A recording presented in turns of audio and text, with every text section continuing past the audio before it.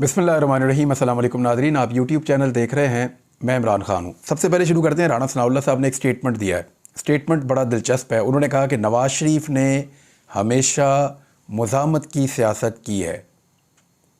अब वो ये इशारे दे रहे हैं कि आगे भी नवाज़ शरीफ साहब को मुज़ामत की सियासत करने जा रहे हैं। पिछले चंद दिनों से ये चीज़ें चल रही हैं और मुल्क में ये साबित करने की कोशिश की जा रही है कि मियाँ नवाज़ शरीफ ने पहले भी कोई मुज़ामत की सियासत की है और अब भी वो कोई मुज़ामत की सियासत करने जा रहे हैं।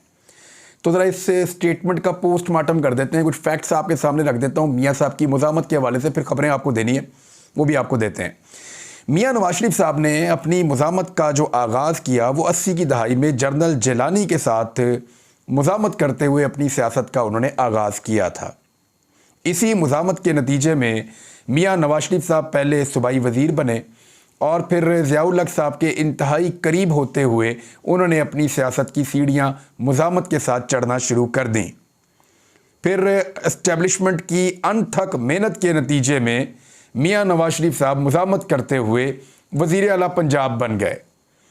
बेनज़ीर भुट्टो जब पाकिस्तान वापस आईं और उसके बाद बेनज़ीर भुट्टो साहिबा पाकिस्तान की पहली खातून वज़ीर आज़म बनी, तो मियाँ नवाज़ शरीफ साहब ने एस्टेब्लिशमेंट के साथ मिलकर, इससे पहले वो जुनेजो के ख़िलाफ़ भी एक मुज़ामत कर चुके थे, तो मियाँ नवाज़ शरीफ ने बेनज़ीर भुट्टो साहिबा के ख़िलाफ़ मुज़ामत शुरू कर दी एस्टेब्लिशमेंट के साथ मिलकर।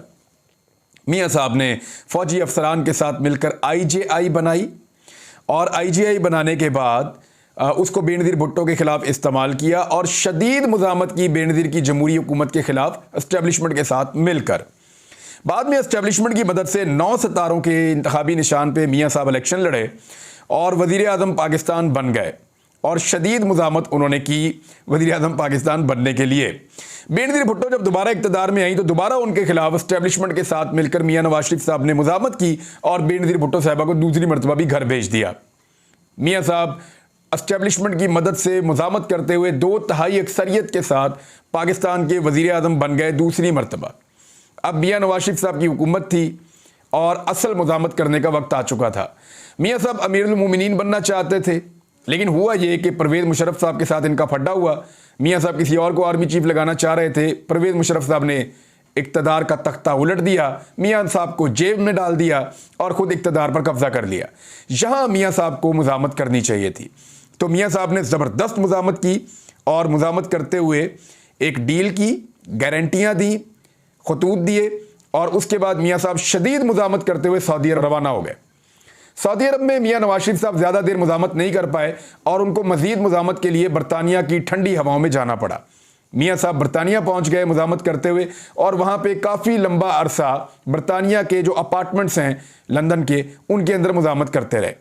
फिर जब बेनज़ीर भुट्टो साहिबा पाकिस्तान वापस आईं जनरल मुशर्रफ के साथ एक डील के नतीजे में, जो डील अमेरिका ने करवाई थी, तो मियाँ साहब का हौसला बढ़ा और वो भी बेनज़ीर भुट्टो साहिबा के पीछे पीछे पाकिस्तान वापस आ गए।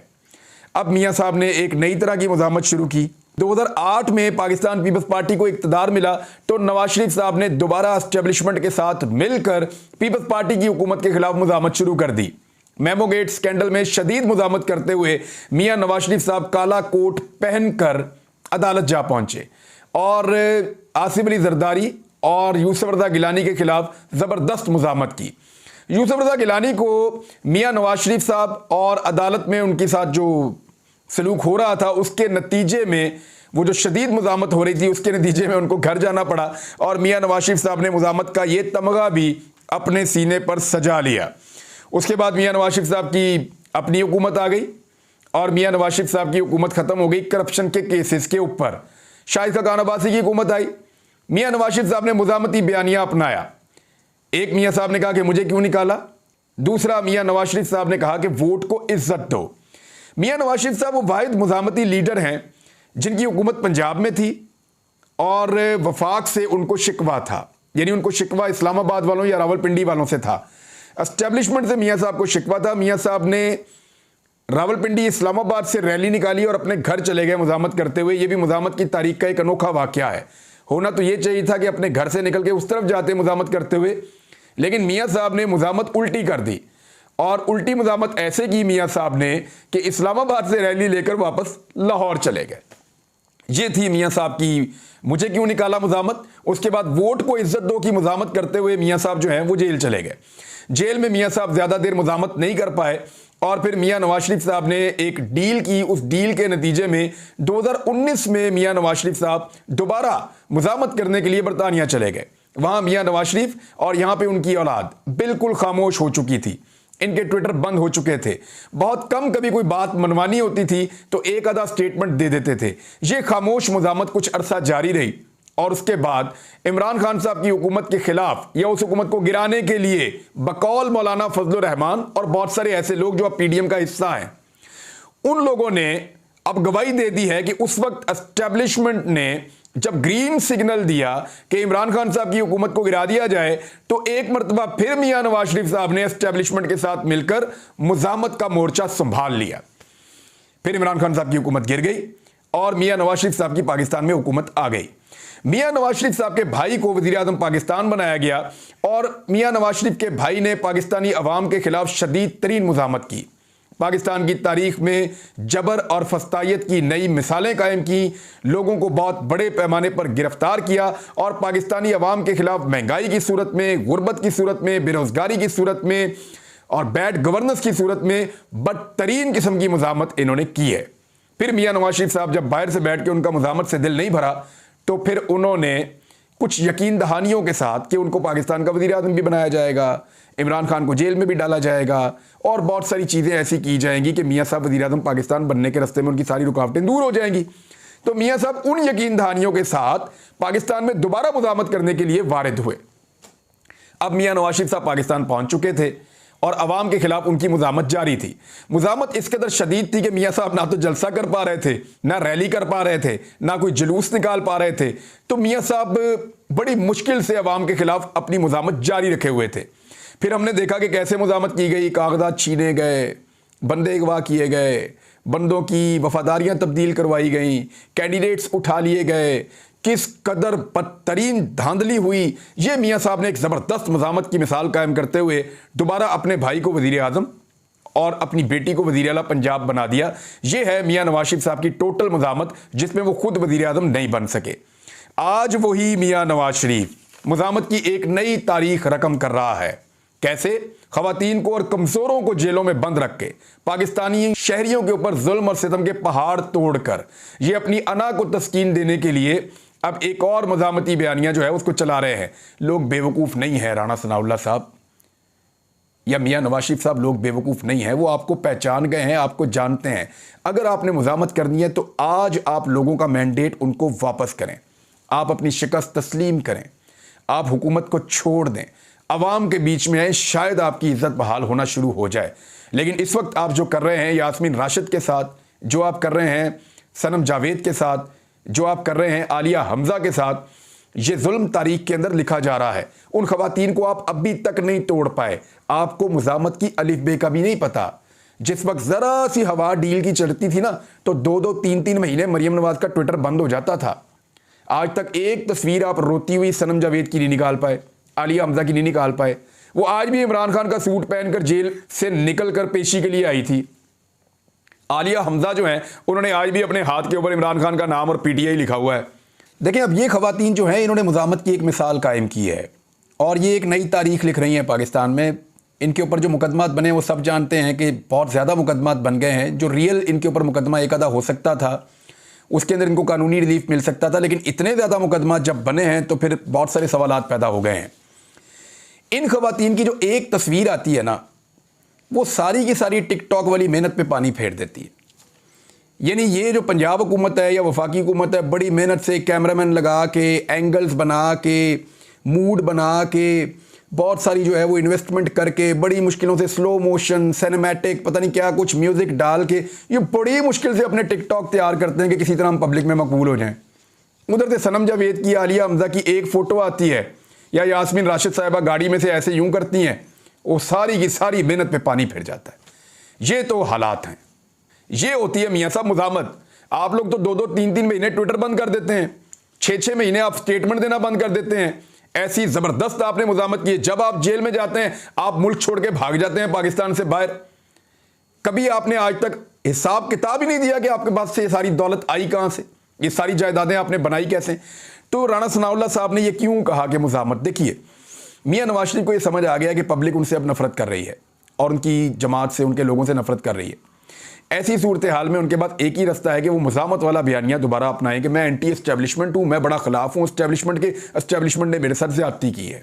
लेकिन अब ये चूरन बिकना नहीं है, क्योंकि बेटी वज़ीर आला है, वो वहां पे एक से एक टिकटॉक बना रही हैं, और भाई जो है वो वज़ीर आज़म पाकिस्तान है और वो भी एक से एक कारनामा कर रहे हैं। और मेरी इतला के मुताबिक ये जो सारा खेल खेला गया है, अब जो इसके बड़े प्लेयर्स हैं वो परेशान हो गए हैं कि ये खेल हमने क्या खेल दिया है, या ये किसको हमने हुकूमत दे दी है, डिलीवर नहीं हो पा रहा।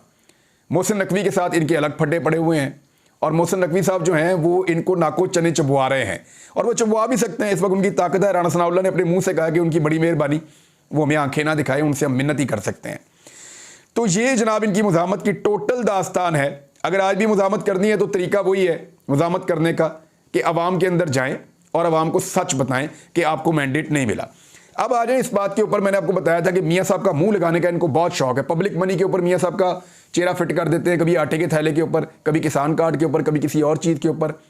पहले एक दफ़ा सैलाब ज़दगान को इन्होंने कुछ देना था, मुझे अच्छी तरह याद है, वहाँ पर भी मियाँ साहब का मुँह फिट कर दिया था इन्होंने।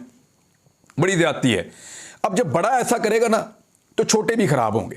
ख्वाजा आसिफ ने भी वही हरकत की है। रिहाना डार साहिबा ने इसके ऊपर एक ट्वीट किया और सारी चीज़ बताई। अब उसके अंदर जो है पाकिस्तान तहरीक इंसाफ भी एहतजाज कर रही है। हुआ यह है कि सियालकोट में इमरान खान की हुकूमत ने 3 करोड़ के फंड से एक तामीर किया था अल्लामा इकबाल की वालदा के नाम से मंसूब इमाम बीबी मैटरनिटी अस्पताल। ये छोटा सा हॉस्पिटल है और इमाम बीबी जो है वो नाम है अल्लामा इकबाल रहमतुल्लाह अलैह की वालदा का।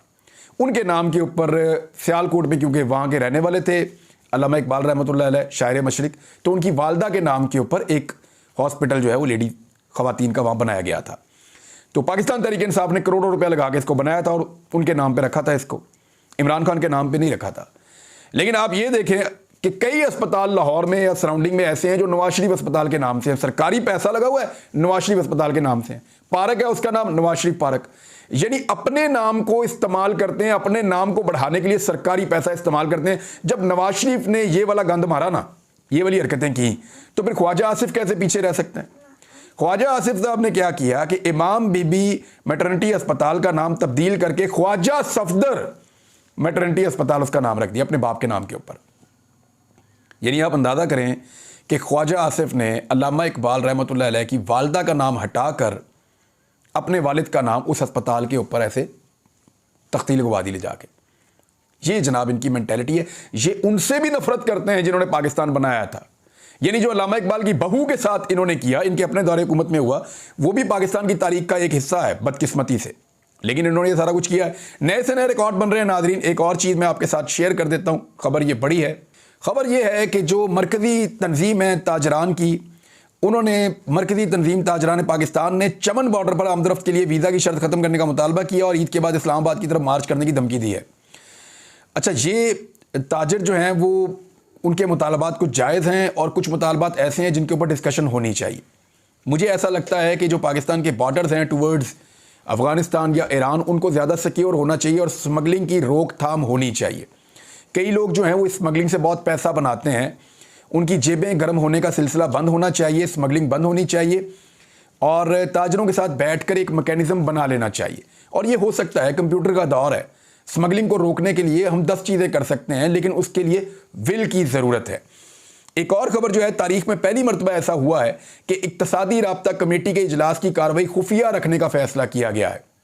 यानी पाकिस्तान की मईशत के अंदर इस वक्त सूरत हाल ऐसी है कि चीज़ें पब्लिक के सामने नहीं लाई जा सकती। इसका मतलब क्या है? इसका मतलब आप अच्छी तरह समझ लें कि कुछ ऐसे फैसले किए जा रहे हैं जो अवाम के मफाद में नहीं होंगे और अवाम को अचानक झटका लगेगा महंगाई का।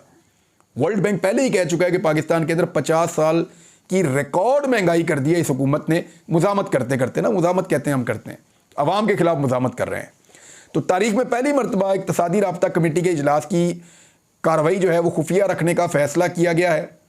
और साथ ही साथ एक और चीज़ भी की गई है कि जो FBR के ऑफिसर्स हैं और जो अहलकार हैं उनको भी सख्ती से मना किया गया है कि मीडिया को आपने कोई खबर नहीं देनी, कोई बातचीत मीडिया के साथ आपने कहीं नहीं करनी। तो मीडिया इन्फॉर्मेशन कहाँ से लेगा? राइट टू इन्फॉर्मेशन का एक कानून मौजूद है। क्या इन चीज़ों को खुफिया रखा जा सकता है? क्या बंद कमरों के अंदर पाकिस्तान के मुस्तकबिल के ऐसे फैसले होंगे जिससे अवाम को नुकसान पहुंचेगा? ये बड़े सवालात हैं और ये सवालात जितने भी इकोनॉमिस्ट हैं वो उठा रहे हैं कि क्या ऐसा क्या करने जा रहे हैं जिसकी वजह से इन चीज़ों को खुफिया रखना चाहते हैं। इमरान खान और बुशरा बीबी की मुलाकात ना करवाने पर तौहीन अदालत की दरख्वास्त दायर करने की हदायत कर दी गई है। इस्लामाबाद हाई कोर्ट ने इमरान खान और बुशरा बीबी की मुलाकात ना करवाने पर तौहीन अदालत की दरख्वास्त दायर करने की हदायत कर दी है। और तौहीन अदालत जो है इसमें जस्टिस मियां गुल हसन औरंगजेब ने ये पूछा कि अदालत के हुक्म पर अमल क्यों नहीं हुआ। अदालत ने एडवोकेट जनरल ऑफिस को मुतल्लिका हुकाम से रब्ता करके आज ही आगाह करने की हदायत की और एडवोकेट जनरल इस्लामाबाद को अदालत तलब कर लिया है। यानी ये कोई भी बात जो है वो अदालत की मानते ही नहीं है। अदालत को प्रेशर में लेने के लिए सब आ जाते हैं, लेकिन अदालती फैसलों के ऊपर अहकामात करने के लिए कोई तैयार नहीं होता। नाज़रीन, बाकी चीज़ें आपको अगले वीडियो में बताता हूँ। अब तक के लिए इतनी, अपना ख्याल रखिएगा, अपने इस चैनल का भी। अल्लाह हाफ़िज़।